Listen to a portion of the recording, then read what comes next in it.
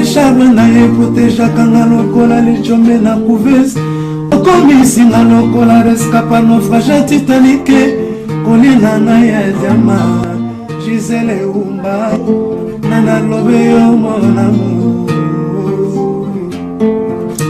télé fortifié de mon corps en cas de rechute alinga kana bondela kailo kola bébé ya moi et qu'il a monena pesa kinga ngumia suaye teo parce que nzoto na ye pete lokola malemba kolina na ya diama Gisèle Umba nana troublé mon amour. Merci Gisèle Umba diamant noir. Très chers amis, bonjour, bonsoir, ça dépend de l'heure à laquelle vous aurez le temps de regarder cette émission. Vous êtes bien dans votre antenne de liberté d'expression. Avec qui?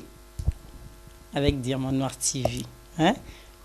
Sourire et ça là bien. Sans plus tarder, tous en a Maman Antoinette Oyoboyebi Kinkala. On a tika entre parenthèses, Maman Samai. Ya bimisara oyebomba mina Samai. Hein? Tout le bateau. Gracia Molinar Fanda Otala Biso na émission. Hein? Voyez, ils appellent mon condi. Nde boloba ki tout biso nyoso tout. Tozawana diamano azapo na bino nyoso tout. Donc musala nde maloba ele kamuke. Bonjour maman Antoinette Kinkala. Ah bonjour maman Diamant Noir na biso Gisèle Diamant Noir. Ouais ba diamant ba noir. Ouais ba noir wala suka wa. Ya likolo. Yewa. Maman Antoinette azongala. Nga suna tuni. Maman Antoinette très belle. En tout cas, merci beaucoup. En tout cas, je te remercie. Mais yo pelisous, c'est la beauté naturelle. Oyoka congolaise, tout. Babanga vous toucher. Yé. Tu vas te rendre na komi pembe maman to. Non. Yo comme pembe ta. En tout cas, c'est la bois noire. Oyoka wenge. Yé. Merci. Tozana na mambamboka maman to boni santé avant to kota na mambamboka po yo tango ya ka pambate obimi déjà na sekuna. Santé. En tout cas, santé, na koki koloba malam, mais Congolais surtout azali na Congo awa, azali eza na diaspora, eza la awa. So ebisi santé. Même biso tozali a toza bien, mais santé mentale eza malam te pour na mboka. Santé la nzoto ezali bien kolongo men mental pour na mboka santé eza malam. Banda komba ekufa? Komba ezali makasi, komba ezali ekufite maman. Oya bomi komba wana nani komba yango to ye yango muntu zo telema botu zo sala tout komba eza komba kutu sou bien parce que bateau bazali ko tungisa komba siko bazali na kata vérité te bateau bazali na kata lokuta siko basi ba mone na poisa bango na to moni bango bateki mboka basi bateki mboka siko komba siko etikali penza ya propre siko ya bateau auto ko no bunda pour la libération mboka na biso siko bien avant ezalaki tozalaki na ba biloko belé bateau belé bazali ko embrouiller combat sikoyo ba bimi na poissanza ba bimi si bango na poissa moto na moto to yebi siko qui maintenant auto quoi pour ko kende pour na libérer mboka non combat ekufite au contraire combat ekomi kuto elengi bien parce que et comme siko na bato o penza baza ba vrai patriote ba lingo ko no libérer mboka voilà to bandi na question liboso oyo batuni na kotanga bato batuni papi les rois carte illimitée formule la suka lobi boy tuna sokozu mamanto combat depuis avec pour toi mamba meeting ya Martin Fayulu lelo to tuna yo mais alobi to tuna no liboso des questions mais wana za liboso abi combat to moni bozolo ba souster ba tnos ba vandi combat esili depuis que moi na mboka mutazui pouvoir combat esili nango bobungi ba tnos ba keki chassa ba wili ba poste ba bazolanda landa bino siko position na bino eza wapi.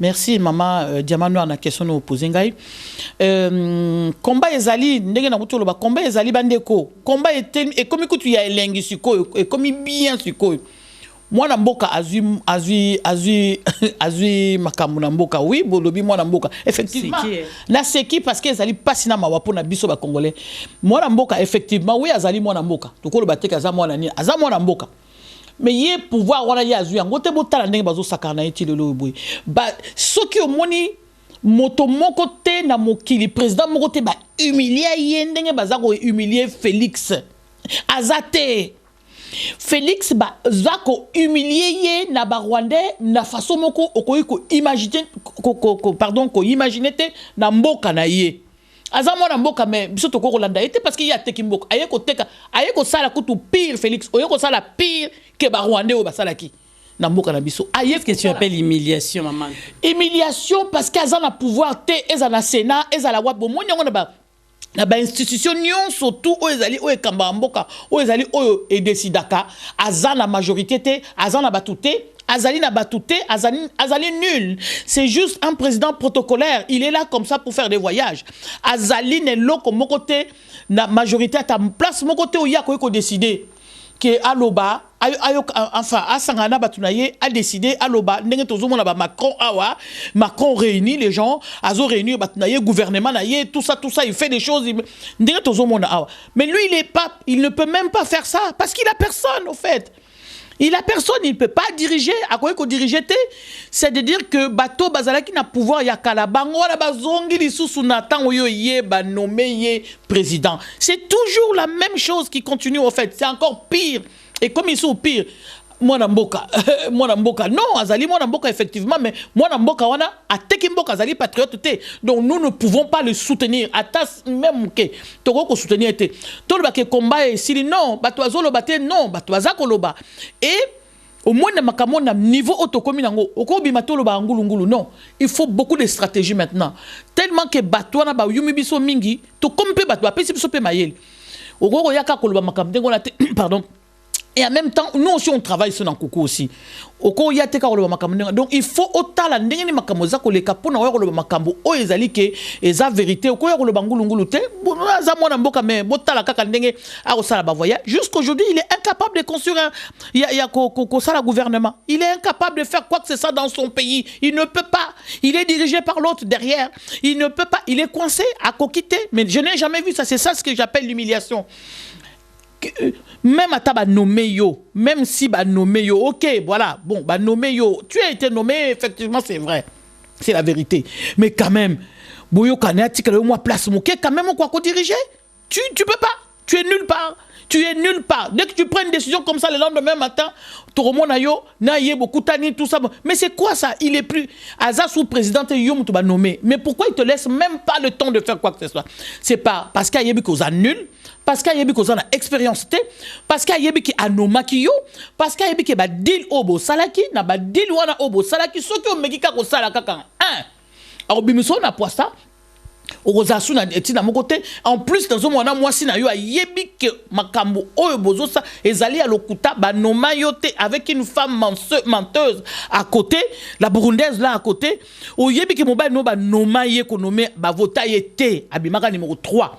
Ba vota yete ba nommer ko nommer boza okende pe protocole tout ça. Mais non. Ici maman, na question na yo mboka ezali toujours dans l'occupation et comme écoute tout sous pire parce que bango sko bazongi sima bazo diriger ce qu'on a sima ba obeta ba j'ai des dames na sima donc tokoki jamais ko supporter moi na mboka wana oya teki mboka awa na France moni oyebi maréchal Pétain soko tali l'histoire de France ngana keneye ko luka kotanga l'histoire de France maréchal Pétain a sale la même chose que oh Félix Azako sale mais awa na poto autant comme maréchal Pétain autant à ta avenue mokoza la communauté so autant comme maréchal Pétain les gens s'énervent ça va être comme ça Félix au Congo sache-le que Félix biloko zo sala wana olingi ko lâcher olingi ko détruire mboka ozo détruire mboka ti le bato bazo kufa ti le loy ma boko no ezala ki pembe comme na makila siko yebakango un jour Félix tozo le banao parce que Congo a libéré ba résistant ba kozwa mboka wana Félix yebakango okozana problème ne na ba congolais et puis ba vérité no yo ko bima okozana problème makas na ba congolais yo place na yo na yebite sur ezana kata liberté na yebite mais en tout cas toza d'accord na yata soki mukete na makambo azo sal voilà. Merci en tout cas papi les rois retourne à carte retourne à question moulaï boité carte illimitée parce que maman toi tomboki oui. Mais réaction à you pour na meeting ou eleki ya Martin Fayulu Selina en tout cas ngai na lingaki na lobaboye omoni nasina ya na micro na yo Tango Martin Fayulu bakende ko sala ba lamuka tout ça tout le boya ki tout le baki non Martin Fayulu bokende libérer mboka pona bokende ko libérer mboka na ba élection te parce que ko simbate na lo baki yango aba pa na yo na mikono na bi ba élection na mboka wana ebongite ba élection c'est et pona ko libérer mboka wana il faut kaka soulèvement populaire ba peuple faut peuple tellement soulèvement populaire na ba mindelo ba ko simba bango ba ko sasa ba na ba étranger ba rwandais no bazo ko sakana mboka na biso ba ko kokatu ko boma tous les congolais ba ko suka donc pouvoir raison na peuple pour ça soulèvement populaire bango ba kena ndenge ote ba sala ba sali ba groupe na bo ba kena Suisse ba sali tout ba lamuka na ba FCC ba nini tout ça makamoye na ndenge ya laki aw problème ezali siko aw biso siko ba résistant nazolo en tant que résistante hein maman en tant que résistante ngai c'est-à-dire que biso tozali d'accord na malobo peuple azolo banango kuna Fayulu ndenge na lobaki asali campagne te Fayulu batu ba lingi ye juste parce que les gens en ont marre de ya souffrance na mboka donc bazui Fayulu bandimi Fayulu asali campagne te peuple mta saleli campagne Fayulu peuple alingi ye peuple lobi Fayulu yo ko bwaka biso te ko tika biso te il faut OK na biso tina suka biso toponi yo tolingi yo peuple aponi la mukate peuple aponi la mukate peuple aponi pardon Fayulu et lelo yo discours ya Fayulu liboso effectivement barrage ezalaki parce que tozali koyeba eloko nini Fayulu azoya nango eloko nini Fayulu akoloba eloko nini makambo ekoleka ndenge nini lelo na moni que Fayulu a rejoindre biso parole o biso tolobaka na résistance yango wana moni na ye pona koloba oui effectivement Fayulu au début on ne comprenait pas, tu as comprendre les meetings, tu as comprendre tu as koloba nini et puis tu es au comité ana batu oyo bangubu oyo babomamboka mutolokola muzitu mutolokola ba muzitu wana muzitu toi muzitu eza makambo to sangani mais un jour na Congo par ba dossier na bino gobima pour l'instant le quoi bozo landela bozo soutenir Fayulu totiki bino nan mais faut boyer ba matungulu comment ça s'appelle Moïse Moussa Nyamwisi Moïse Katumbi tout ça là na Jean-Pierre Bemba c'est-à-dire tout ça là tout ce monde là c'est pas bon nous on a confiance moi personnellement nous on a confiance sur Koyo il y a Fayulu maman toi Baluki oui bon en tout cas, dans le lobby, parce qu'il y a rejoindre, discours n'est à rejoindre résistance. Discours, il y a Fayulu, à Lorgné Bisso, à Sali Bisso, un clin d'œil, à y vers la résistance. Parce que j'ai compris que Fayulu, c'est un vrai résistant, maintenant. On a compris que c'est un vrai résistant. Il y a que les cons qui ne changent pas d'avis. Tant qu'on a mon amutu, oyo azo ya, verbino, azo solo là. Non, beaucoup on dit maïe. Bolobi non, toko soa naïe. En plus, le peuple, aza simanaye biso toza d'accord na malobo peuple aza koloba peuple lobi na Fayulu pesa biso mandu kitoke ndoko bunda peuple bi na Fayulu pesa biso pesa mot d'ordre article 64 ça la soulèvement populaire c'est ça malobo biso tolobaka biso na peuple toza iloba moko yé aza d'accord sur qu'on a peuple donc à lancer ce qu'on message na la résistance et biso na résistance franchement moi je parle de moi na kata résistance toza naza d'accord na yé na message na yé o yazo lancé na façon na yé na monaki yé ba photo akangaki photo azalaki pe na pour ça pe na maman candide ya maman résistante ya Pareko vice-président ya Pareko et Zali Malamu oyebi que combien de fois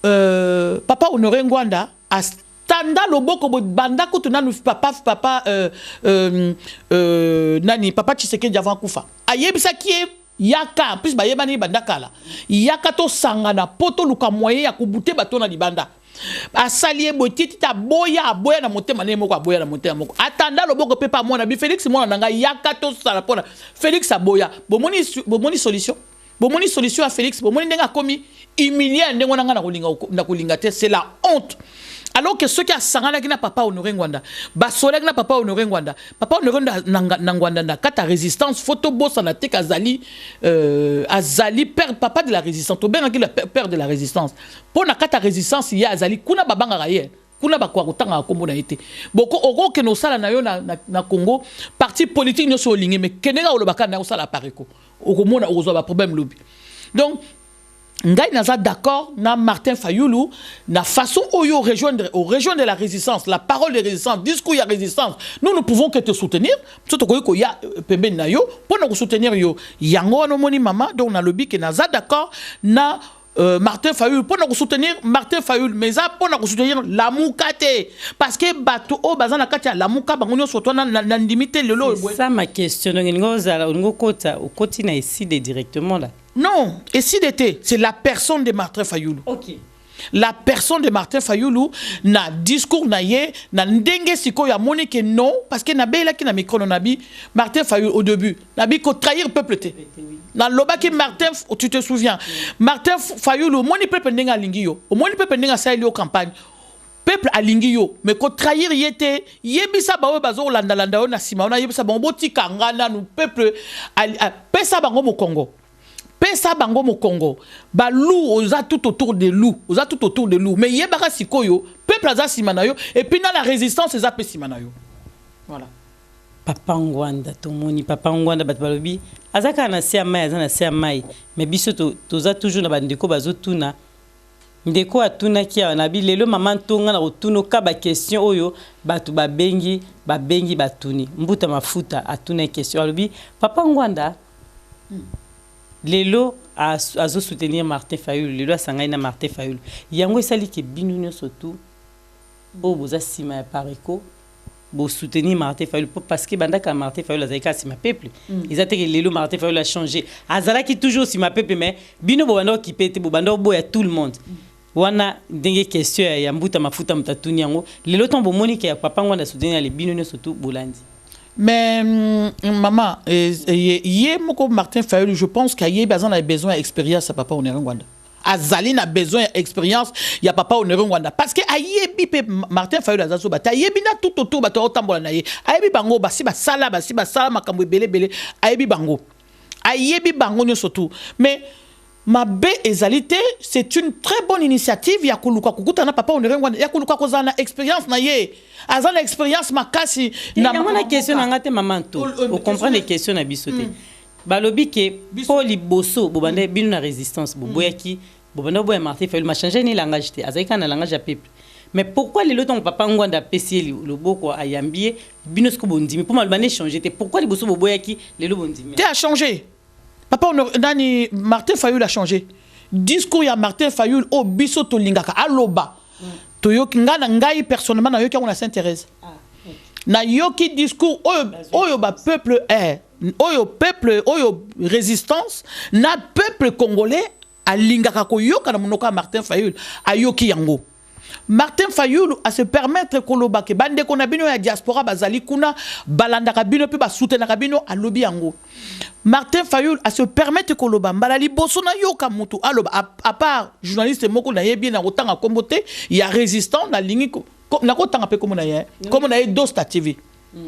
à part Dosta oyo aloba kazali c'est un vrai résistant abanga kata aloba bakanga ye ba sala makamutu to ko loba parce que c'est pas un secret à mon passe bakanga ya bomba na razara toujours dans danger pour c'était le seul oyo atanga komo ya Dosta ya yo yango wana c'était le seul oyo atanga komo Papa Honoré Ngwanda pour les boyer na miso ba to pe atanga komo maman Justine Kasavu pour les boyer na miss mais là ka ba problème Martin Fayulu a comprendre Azana a besoin ya ndenge papa Honoré Ngwanda lobaki ba sololi a besoin d'expérience ya Papa Honoré Ngwanda pour na patriotisme na mboka parce que a monique bango surtout bazal ba patriote te mutu moko lingi mboka zate donc ezali en tout cas na saluer rencontre wana na saluer lisolo wana oyo basolak na Papa Honoré Ngwanda en tout cas na saluer rencontre oyo ezali ki pe na maman Candido Keke na saluer ni Papa Ngwanda lobaki bisoto ma Papa Ngwanda a pesi conseil na leki a lobby na ye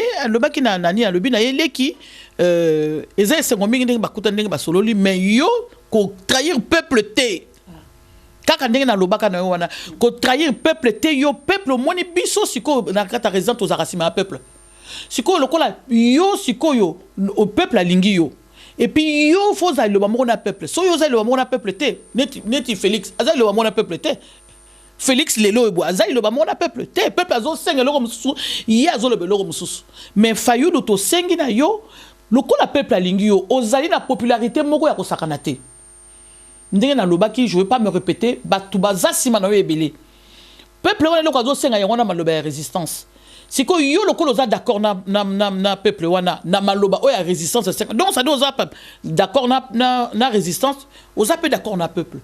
Ma kam papa on rengwa asola ki na apesiye so tolandaki apesiye ba conseil ba sololi ayebisiye et puis biso pe to moni yango na Saint-Thérèse abeleli yango bandeko ya Pareko bazali na réunion le 10 mai na Bruxelles tout ça abeleli yango atan kombo Pareko mais yango ebimse ezolu kele ba problème ngai nazali na 2 professeurs soki bazana Pareko tete bazape na groupe mokote à résistance ba mona na kate 2 professeurs awa ba congolais soki papa honoré ngwanda sali meeting a sali yango to bengani to kuta na kato étudier yango eloko ni alobi parce que c'est très important makambo ya lobaka pona mboka to kuta na kato lobani yango ya lobi to check commentaire to alobi ka congolais muta négligé kango papa honoré ngwanda sala ba livre a sala ba livre na ba livre no tout tuni comme les congolais batango ba yebite batanga na bango te oyo yango no moni il faut batu ande wana mboka na biso photo supportaka bango to appuyer ka bango en plus azali na parole au peuple alingi soulèvement populaire peuple faut telema banda kubunda ti lelo mutuka le seul oyo na moni maman to bon le basi ça normal mutu o bas olo bas solo na ye o pe ayoki pe na moni meeting yango na lobino que na changé à vie oui auprès de Martin Fayulu toujours conseil toujours Martin Fayulu fait très attention aux entourés na balou o basi ba bazan maboko na bonza makila ba bomamboka on a batalamuka oui batalamuka wana tout autour nous on n'a pas moi j'ai pas besoin de batalamuka wana nous on a besoin de toi seul il y a yomoko peuple azana besoin na yo yomoko peuple azana besoin batalamuka wana te azana besoin na yo batalamuka wana c'est compliqué mais azana besoin na yo ko trahir peuple te nous ngai na kata résistance na ko soutenir yo et même on a yo qui na habité maman na banza yo po yo ki yango que Martin Fayulu va comporter plainte tout ça mais on est à question non il y a pas de problème continue ba moi déjà c'est bien de le na lobby même on ndenge ba lobby ba porter plainte tout ça contre ba porter plainte babi incitation à la haine incitation à la haine oyebi en tout cas peuple congolais bandeko na otoza na diaspora massacre des baluba tout ça mensonge parce que Nathalie na biso toza na batomso baza na bandundu kuna ngape na mutabandundu mama donc na yebi mensonge sur mensonge ba ko prouver ngota moins que ba ko futa batumbongo balo makama lokuta il y a même un papa baluba qui est chef là-bas je vis une vidéo un papa baluba za responsable kuna ba ya kuna bandaka la bakima makama kamona sapo baza na bandundu na bito za na kikuitu abayamba biso bien ngai moko na sala ye mon papa asala recensement baluba ono subayaka albia tamuluba moko akufite en plus albia za homme de Dieu na koyi ko constater à lobby vérité c'est le mensonge avant de toucher Fayulu commencez d'abord par Kanambe oyo abomi des millions de milliards de millions de morts commencez d'abord par Kanambe sobo bani par Kanambe na groupe na ino surtout babomi batwana bakimbuta na ba Gentini Ngobila oyo assassin na maindombe kuna a kotisi ba Rwandais ba bomi batu po bazwa ba terre wana po ba retrouver ba minerai kuna Gentini Ngobila wana ozomona wana o ba tie ceux qui maire ya le maire de Kinshasa là. Oui, on a remplacé Nan. C'est un assassin, c'est un génocidaire. Ya kosakanate assassin bomi bande konaye. Bon bah ce n'est pas possible, mais boye barake dossier Zali, il y aura toujours un jour, mais ce jour-là arrivera et retarder péter ce jour wana. Faut boye bakayango. Batulokwa ba Gentini Ngobila wana batulokwa ba assassin surtout batamboli pembe na nini. D'abord faut bokanga bango. Bon banana par Kanambe soki bo toucher Kanambe bon ko no toucher Fayulu a le bielo remonter Fayulu a c'est le remonter Fayulu ne fait que suivre le peuple donc soki bo ko toucher Fayulu boye ba remonter ko pela na diaspora monte ko pela na Congo c'est-à-dire soulèvement populaire to lukaka e ko sala mande wana penza wana bandeko ba peuple congolais bo balanda biso na mama diamant noir bandeko bozala prêt bozala prêt si soki kaka bomoni ke ba meki ko toucher fayulu na makambo na bango lokuta muyibi wana tout ça bazobanga ba rwandais hein c'est le mensonge ils vont monter des mensonges comme ça pièce par pièce pour ba ko attaquer c'est le mensonge dans l'air wana bandeko so bomoni ka ba toucher ye soulèvement populaire banda wana po banda ngo penza wana sur le biso pe ana diaspora to Rolanda to mona na ambassade na bango to luka penza ba Félix wana penza bien za la Bruxelles za la wapi to luka ba makambo ebele to sengi na bino soki ba meki ko toucher fayulu oh bandeko ba congolais bandeko na biso boza la place bozali soki ba meki ko toucher fayulu na ba mensonge d'abord c'est à dire cette fois-ci rien il ne recule devant rien du tout donc procureur oyebi na Congo hein Kalambe oya tangate asili sana ba professeur ba procureur ba intellectuel nyonso ya Congo asili sa bango mayele abamba bango na mabele pesant donc quelqu'un qui n'a pas étudié muto tangate mais akitisi tala niveau ya congolais ezama wa tribunal sur la faut dégager na mboka wana parce que regarde comment il vous a tous mais alors tous mis par terre mais non surtout un procureur de la République un muto ya justice yo mutozali garant ya ba loi yo mutozali nini tala ndenge okiti donc tu fais même tout ce que oh jira ki tango zaki ba diplôme na yo ya nini ba ndenge ba jira kawana tango osaki ba thèse na yo tout ça osaki ba diplôme na yo tu au tiango de côté maintenant c'est l'argent liboumou quelqu'un qui n'a pas étudié à zone la qui sa yo ba serment voilà c'est ça le mot m'a échappé ça ne peut que se faire na Congo car na Congo yo muto tanga ba classe bien yo muto prêta ba serment pour na garant ya loi ya ko protéger ba citoyen ya ko protéger à la justice à la droit voilà maintenant allez à cause ya ba étranger même ba o ba envoyer mboka na bino allez muto ko tanga te donc aye aller à kitisi bino nyonso tout ba couper bango tout ba kita y a pas bango tout ba kita bango nyonso tout ba intellectuel nyonso ya Congo wana bazali kuna bazo travailler na bakita bango tout devant quelqu'un au bino boza ba professeur na ye au bino boko ko l'accès bo kita bino surtout tout ça likolo ya mbongo ya mabumu likolo ya la peur vous êtes des peureux vous êtes des hommes fatigués de peureux na mboka na bino ja boza ko banga bongo c'est malheureux mais boye ba ke tant soko bo meki kaka diaspora repère la moto soulèvement populaire ndesika bokolongwa pe bino surtout ya mwana bon mais kaka na ba mensonge na bino bozanango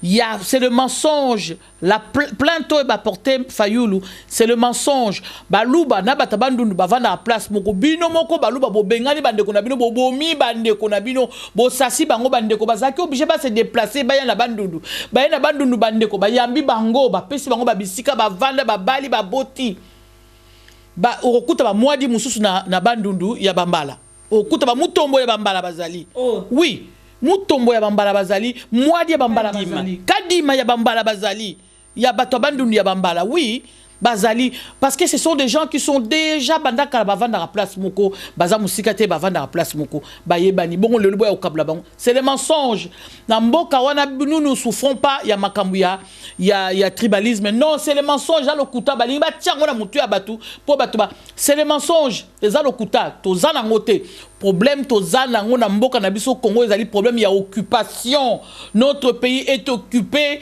par la multinationale via le Rwanda. Il faut toyer bango Rwanda na Museveni. C'est ça le problème. Et pour nous aussi sanzela wana ezali kaka nanzela ya soulèvement populaire ya peuple à tellement le bango non. Moi la Soudan te maman. Bon moni Algérien banda kala Bouteflika comité na boiti un jour peuple le non. Na Congo ça va arriver ça va pas tarder. Et que comme à Kalaté peuple va dire non. Binonio surtout wana. Vous allez voir, vous aurez des comptes à rendre au peuple congolais. Merci, maman. Waouh, maman, toi, Amela, non, Maï, Mouteme qui t'a vraiment peuple congolais. Bobi qui m'a bambo, quand on a vu ce mamba Congo, puis ça va attention. Oui. Et puis ça maman, tout va kanda, au monde, Mathia, Tombo qui. Donc voilà, mais à se répondre à la question, Oyo, Botinda qui diamant noir à tout naïndi, tout ça, la msala, Mbo, quand on a vu il faut tout le bilan, autant il faut marcher, il faut tout le bas. Mais maman, moi question moi muké na réunion oyo bato la muka basala ki na Belgique, osali commentaire na ngote po batie ngana tuna ki na yambaki ndeko moko na tunye pourquoi na yambai ndeko la muka na tunye pourquoi batie Martin Fayulu na suka, pourquoi batie Moïse Katumbi banda ko présider na nous le quoi ya komi président sikoyo ça 3 mois 3 mois 3 mois ça 3 mois mais ndeko na pesinga explication maman to na analyse na yo omoni onde na ba analyse nanga na moni ko bima bango bima ki na réunion wana c'est moquer du peuple au fait bango bazali donc na réunion na basala kiko ça dit basala ki réunion bango balingi ba casser de Fayulu. Ça, c'est moi qui vois ça. Mais baza ebele ti bambusa nyamwisi baza balingi ba casser Fayulu parce que Fayulu a la popularité moko bango baza na ngote. Muto azaki na popularité o Fayulu azaki nango ezali Jean-Pierre Bemba. Jean-Pierre Bemba abimi aye ngan ta na mona garçon na boy moko bosuka motete manabi il va faire quelque chose mais non il fait rien du tout. Ah na moi na zongi na vanabi pardon, Nalobi, non, c'est pas possible. Mince alors, c'est pas possible. Balingi bazali compte ndenge bazo sala wana bazo sala biloko mo pona ko casser Fayulu. Balingi ko casser Fayulu. Ça dit tant babima ki na ba réunion na bango wana babimi na réunion na bango Fayulu n'a pas même pas dit un mot. Bango bato bazolo bana place à Fayulu. C'est une façon qu'on l'accepte que voilà. Toko katoni to casser to tie pembeni po ba plan na biso oyo wana Rwanda azako pesa biso ba plan na to tsango en exécution. C'est ça au fait. Mais comment les artisans na suka? Comment na yeza na suka? Pourquoi ils na suka? Alors que peuple pazo benda yeli boso. Pourquoi ba kotia comment na suka? Et pourquoi il ne parlera pas quand tu sors? Et tant et pourquoi il doit pas parler? Pourquoi il ne parle pas? C'est les autres qui parlent à sa place. C'est comme s'il est non, lui normalement ce qui bayiba qui était c'était lui qui devait être le président du Congo. So bayiba qui était dans la élection na bango. C'est lui qui devait être le président du Congo. Mais comment se fait-il baké basali réunion alors que peuple azo ben la karaye, peuple azo tchakaye liboso bango na sku ba bimi réunion ba biyo ko lobelo moté di kapso toloba. C'est une façon ko casser. Mais je pense qu'il est pas con, il a compris, c'est parce que tant basala ba réunion na bango na kati biso to za raté. Il y a des choses qui se disent là-bas contre ma peuple. Moi je mais maman tonga na kati ki ponga na soleil na ye alobi bien abi moi to lo ba ezatabi diamato zela muke ba pekisi biso nyonso kaka ye mokote ba pekisa ki bango nyonso tout ba lo bananu te ba zela po ba ko lo ba po lo ba ki mingi abi ki na tamboli mingi na lobi mingi babi to zela muke to lo bananu te wana maloba na ye moko Martin Fayulu abi sekinga bongo ki ba lobi ba zela na muke donc ezaki na ndenga mabi. Il y a rien de bon là-dedans. Il y a rien de bon là-dedans. Bazako sala tout pour nous casser Martin Fayulu. Bazako sala tout pour nous écarter Martin Fayulu. C'est une mauvaise stratégie moi mabe bozako zoa parce que pour ceux qui bolingi les loyo boyo bolanda peuple boyo kana peuple a ponié en fait pour l'instant. Donc faut car bino bo soutenir car Martin Fayulu bo kenaye car tindengona ti peuple animaye. Yo Jean-Pierre Mbemba peuple anima qui yo ya qui tout ça peuple andimio ta la popularité à qui nango il y a soulèvement populaire moi je me disais ah là là nenga komi boy kuna eloko zo salama rien aux zongi yo na zongi la Belgique tranquille tout ça bateau siko botika Martin Fayulu s'il vous plaît parce que peuple wana congolais a koki ko continuer quand na kata souffrance nengo na te bo matakaye bo sala kayende bolingi bino siko na moni bo kamati kongo komi ya bino siko bino de botuzu kongo siko donc bolingi bo zu kongo komi ya bino donc tout ce que oye ko ça mana Congo faut vous taper na bino moi groupuscule na bino wana non pas du tout nous ne sommes pas d'accord bino boko zo Congo en otage depuis des années ka bino bato zo Congo en otage ka batata na bino bato Congo en otage non blé souvenir wana malobana maman to blé souvenir to tunaki yango ye pe na profiter na tanga kombo na ye parce que ngana tunaki question yeza mutu ya Jean-Pierre Bemba na bi blé souvenir pourquoi Bati Martin Fayulu na suka pona nini tene bande pona minute Martin Fayulu azana na peuple simanaye tout le monde azolanda. Blesse souvenir à lobby bati na suka parce que Martin Fayulu na minute azako se considéré comme président de la République élu donc akoki kozo ba charge mi balete. Soka zuna charge à la muka na ya kota ki président ezo simbate donc faut atika moko yango po isale ba charge belete yango bati na suka po pe mamuke wana ndeko wana zolanda biso to pesi mbuta linga mama nto mingi to tangi po aza mutu ala muka zo soutenir Martin Fayulu mais a pesi explication na sens wana blé souvenir na pesi ba mbote no yango wana mais tu es dans l'erreur Aux la carte erreur et puis tu t'es trompé et puis analyse na yo oyo sali que Martin Fayulu a lobaté parce qu'il se considère comme président, ça ne tient pas debout au fait, hein. Ça ne tient pas debout du tout, c'est à dormir debout au fait. Voilà. Non, ça ne tient pas. Ça n'a rien à voir avec ce que... La question, moment, je disais la Fosakio. Non, c'est pas ça. C'est-à-dire qu'il y a des choses qui sont en train de se mijoter là derrière contre Martin Fayulu parce que... mais oui, en plus, il est président, donc il faut le laisser parler. Au contraire. Quand tu es le président, la réunion, la stratégie. Même si tu es c'est lui qui devait prendre la parole, mais voilà, parce que non, lui il n'a même pas pris la parole, c'est les autres qui ont parlé à sa place, et lui il n'a même pas parlé, même pas dit un mot. Non, c'est faux en fait, faut pas embrouiller comme ça, ça passe pas, ça sonne pas, les autres sonnaient bien ça passe pas, non, parce qu'il y a des choses qui se mijotent là-dedans, hein. Il y a qu'on écarter Martin Fayulu au fait. Donc Martin Fayulu, toi tu dois être toujours, je viens encore ici, dans le lobby, fait très attention, toujours derrière le peuple. Et n'a apprécié quand même le discours au Salaki, na Sainte-Thérèse. Mais, et s'il était, il y a un main derrière, il faut continuer au fait. Il faut continuer jusqu'à ce que le peuple abimalibanda. Quand il y a intimidation, on a été yabaro. Pour porter plainte, tu as le soutien des résistants, tu as le soutien des Congolais surtout, d'accord? Sauf boy Kenda qui est pas Félix. Sauf boy la qui si boy Kei Félix égale Kanambe. C'est-à-dire que oh ça y est Kanambe. Boy Kei na bango tu peux pas t'allier avec eux. Mais peuple même Ngai Nazali aujourd'hui, j'ai dit voilà Martin Fayulu, li solo ezo les bien, tu es venu rejoindre la résistance donc naza d'accord na yo. Ok, to komi ko chite to komi pena suka moi moulayi ezalaki makasi pour fallait ki maman toi s'exprimer abimisa biso ba vérité oyo eza caché au biso to éviter diamant noir ba question sur botinda ki bandeko na tangi yango deta kabuya na tangi makamno so to ebi koza si Martin Fayulu vision Fayulu donc parce que makambo ça les donnes ont changé au fait makambo est changé Fayulu azali a région de résistance Fayulu a Zaisima ba peuple. Fayulu azlando landasco maloba oh peuple azoloba na sala. Tozo ke nango malé mais c'est vrai ko brusquer makamundenga wanate. Mais tozo ke nango malé. Fayulu le la région de résistance, moi je suis d'accord avec lui et puis je le soutiens dans soutenir yé. Et là on a linga kinde yango wana pour nous soutenir ya comme na niveau oh ya comme nango wana ne pour nous soutenir Fayulu. Mais tozaka kota là, ce n'est pas fini. Tozo ke malé mais Fayulu tu as le peuple, on a peuple dans simanayo.